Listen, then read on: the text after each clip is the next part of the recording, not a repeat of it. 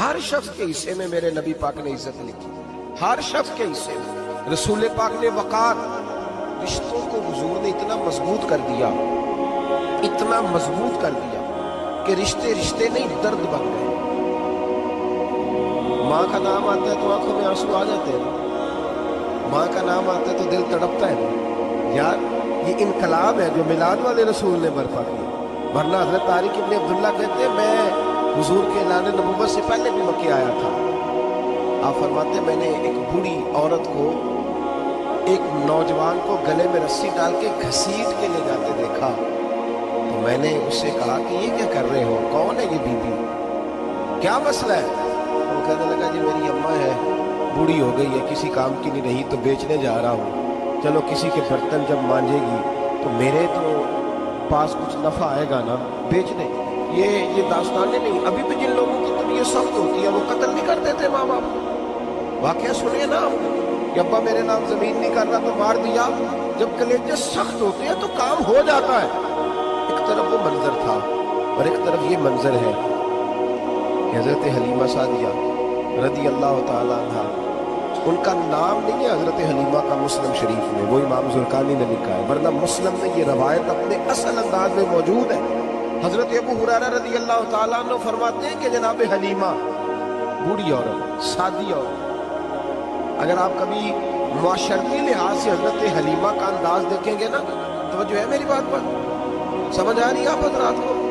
جو ہمارا معاشرتی ماحول ہے نا، معاشرتی ماحول، تو حضرت حلیمہ سعدیہ رضی اللہ تعالیٰ عنہ کی حیثیت آج کے معاشرے میں اگر دیکھی جائے تو ایک آیا، بچوں کو پالنے والی آیا نہیں ہوتی، وہ آیا تو اسکول میں ایک آیا ہوتی ہے، جب بچہ چھوٹے ہمارے پرائیویٹ سکولز میں بچے جاتے ہیں تو عورت سنبھالتی ہے، دودھ ڈال دیتی ہے، کئی دفعہ فیڈر بھی پلا دیتی ہے، بچہ اگر پخانہ پیشاب کرتا ہے تو خدمت کرتی۔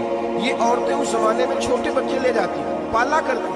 تو بتانا دائی کی، آیا کی، میں مثال دے رہا ہوں، اور نرس کی کیا حیثیت ہے معاشرے میں۔ اور حضرت حلیمہ سعدیہ جب نبی پاک کو واپس لے کے آئی تھی تو چلو کچھ نہیں، لیکن نہ کچھ معاوضہ بھی انہیں حضرت عبد المطلب نے عطا کیا تھا۔ جناب آمنہ نے انہیں کچھ، ایک معنی یہ بھی ہو سکتا تھا کہ پیسے دے کے یہ کام کرایا، معنی ہو سکتا تھا۔ آج جو گھر میں اماں برتن دھوتی ہے اس کی کیا حیثیت ہوتی ہے؟ وہ تو بیچاری جن برتنوں کو دھو کے ہمیں دیتی ہے، بعد میں انہی برتنوں میں ہم انہیں کھانا کھانے کی اجازت دے دیتے۔ لیکن میرے رسول پاک نے رشتوں کو عزت دے دی، اس طرح کی عزت دی، اس طرح کی عزت دی کہ جناب حلیمہ مسجد نبوی کا دروازہ گزری ہی تھی کہ حضرت ابو ہریرہ فرماتے ہیں نبی پاک منبر پر اٹھ کے کھڑے ہو گئے، رسول پاک کھڑے ہوئے، نبی پاک۔ میں کبھی کبھی یہ روایت دیکھتا ہوں تو میرا دل کرتا ہے میں اپنے آپ سے پوچھوں، میرا دل کرتا ہے میں اپنے یاروں دوستوں خطباء سے، واعظین سے، پیروں سے، مشائخ سے پوچھوں کہ تو بھی بتا، جب تو شاگردوں کو پڑھا رہا ہوتا ہے اور تیرے ابا جی آتے ہیں تو کبھی اٹھ کے کھڑا ہوا ہے؟ اپنے جیسے لوگوں سے، اچھے علماء کی بات نہیں کرتا، کبھی سوال کر۔ یہ بڑا مشکل کام ہوتا ہے، بڑا مشکل کہ عالم دین تقریر کر رہا، والد آ جائے، بندہ اٹھ کے کھڑا ہو۔ لیکن رسول پاک نے عزتیں دی، وقار دیا۔ جناب حلیمہ داخل ہوئی تو حضور منبر پہ کھڑے ہوئے اور اتنی تیزی سے حضور آگے بڑھے، اپنی چادر اتارا اور پھر میرے رسول نے زمین پہ بچھایا، اور پھر حضرت حلیمہ سعدیہ بیٹھ گئی۔ اور جناب ابو ہریرہ فرماتے جتنی دیر نبی پاک ان کے سامنے بیٹھے رہے اتحیات کی حالت میں بیٹھے، حضور نے رشتوں کو وہ وقار دیا، وہ حسن دیا کہ رشتے درد بن گئے ہیں۔ اب ماں کا نام دل میں بعد میں آتا ہے، زبان میں بعد میں آتا ہے، آنسو پہلے آتے ہیں۔ اب ماں کا رشتہ ایک وقار ہے، ایک حسن۔ الحاوی للفتاوی میں امام جلال الدین سیوطی رحمۃ اللہ نے لکھا ہے فتح مکہ کے بعد نا کمال ہو گیا، وَرَأَيْتَ النَّاسَ يَدْخُلُونَ فِي دِينِ اللَّهِ أَفْوَاجًا، فوجوں کی فوجیں دین میں آتی۔ ایک زمانہ تنہائیوں کا ہوتا ہے، ایک عروج کا ہوتا ہے۔ عروج کے زمانے میں بڑے تعلق، بڑے رش، بڑی باتیں۔ اب حال یہ تھا فتح مکہ کے بعد کہ پہلے تو ایک آدھ آدمی کلمہ پڑھتا تھا، فوجوں کی فوجیں آتی۔ ایک دن میں نبی پاک نماز پڑھانے آئے مسجد میں، میرے نبی پاک صلی اللہ علیہ وسلم نے مسجد میں آئے تو مسجد کھچا کھچ بھری ہوئی، گلیاں بھی بھری، 10,000 کے قریب لوگ مدینے میں جمع ہوئے حضور کے پیچھے نماز پڑھنے کے۔ پڑھیے صلی اللہ علیہ وسلم۔ نبی پاک صلی اللہ علیہ وسلم تشریف لائے نا جیسے ہی مسجد میں داخل ہوئے تو 10,000 کا مجموعہ اٹھ کے کھڑا ہو گیا. ہمارے لیے لوگ کھڑے ہوتے ہیں تو ہماری آنکھیں پرنم نہیں ہوتی، بلکہ ہم اپنا حق سمجھتے ہیں. ہم کہتے ہیں ان کا بنتا ہے کھڑے ہونا. حالانکہ بھائی دنیا سب کے لیے کھڑی نہیں ہوتی. جب کوئی کھڑا ہونا تو نظر جھک جانی چاہیے اور تیرے دل میں خیال آنا چاہیے کہ یا اللہ مجھ پہ رحم ہی رکھنا، اے اللہ میری پردہ پوشی کرنا، یا اللہ یہ تیری دی ہوئی عزت ہے، مہربانی کر خفیہ تدبیر سے محفوظ کر. کہ ہمیں احساس نہیں ہوتا اتنا ماشاء اللہ. اللہ کے محبوب داخل ہوئے تو 10,000 کا مجمع کھڑا ہو گیا. 10,000 آدمی کھڑا ہو تو ایک کیف بنتا ہے.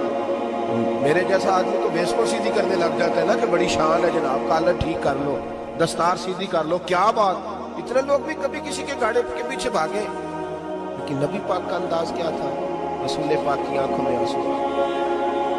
10,000 آدمی کھڑا ہوا، حضور رو پڑے اور اتنا روئے کہ جناب ابو ہریرہ رضی اللہ تعالیٰ عنہ فرماتے ہیں کہ میں نے نبی پاک کے سینے سے آواز نکلتی تھی. جب آدمی زیادہ روتا ہے تو سینے سے آواز آتی. حضور روئے کہ سینے سے آواز آئی. آپ فرماتے ہیں پھر حضور نے آنسو پوچھے، پھر نماز مکمل ہوئی. جب لوگ چلے گئے تو حضرت ابوبکر صدیق اٹھ کے قریب گئے کہ یا رسول اللہ صلی اللہ علیہ وسلم آج کوئی وجہ نہیں تھی رونے کی، آپ آئے ہیں اور رونا شروع کر دیا. میرے محبوب فرمانے لگے آج جب میں نے اپنی وہ شانیں دیکھی، وہ مقام دیکھا تو مجھے اپنی اماں کی یاد آ گئی. ماں کی یاد، رشتوں کو وہ عزت دی، وہ وقار دیا، وہ حسن دیا. کہاں نماز کے لیے لوگوں کا کھڑا ہونا اور کہاں اماں کی بات چھیڑ دینا. میرے حبیب فرمانے لگے مجھے اپنی اماں آمنہ کی بات یاد آئی. میری ماں نے تو وہ دور دیکھا تھا جب وجود پہ کپڑے بھی پورے نہیں تھے. دل کرتا تھا آج اماں موجود ہوتی، میں نماز پڑھانے آتا، اللہ اکبر کہہ کے نیت باندھتا، سبحانک اللہ کے بعد سورہ فاتحہ پڑھتا اور سورہ فاتحہ مکمل پڑھ لیتا کہ میری اماں آمنہ کو کوئی کام یاد آتا. وہ پردہ سرکا کے کہتی بیٹا محمد میری بات کو سننا. تو محبوب فرماتے اللہ کی عزت کی قسم میں نماز چھوڑ دیتا، پہلے ماں کی بات سن کے آتا. میں چھوڑ دیتا نماز. وقار دے دی، وقار، وہ حسن بخشا، وہ توانائی بخشی. میرے دوستو یاد رکھو اسلام کے آنے سے قبل خواتین کی وہ عزت اور وہ وقار قائم نہیں تھا جو اسلام نے عورتوں کو دیا ہے.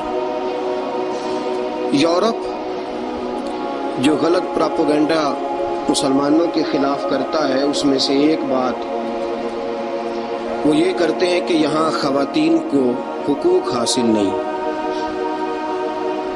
ان بیوقوفوں کا خیال یہ ہے کہ عورت کو بے پردہ پھرنے کی اجازت دی جائے. ان کی نظر میں حقوق یہ ہے کہ بیوی کو کام کاج کرنے کے لیے چھوڑ دیا جائے. عورت گھر کی زینت نہیں بلکہ بازار کی زینت بنا دی جائے. دفتروں میں اور کام کاج کی جگہوں پہ خواتین کا نظر آنا اور بغیر کسی پابندی کے عورت کا پھرنا، اس کو عام کر دیا جائے تو شاید یہ عورت کے حقوق ہیں. حالانکہ عورت بازار میں سجانے کی چیز نہیں ہے.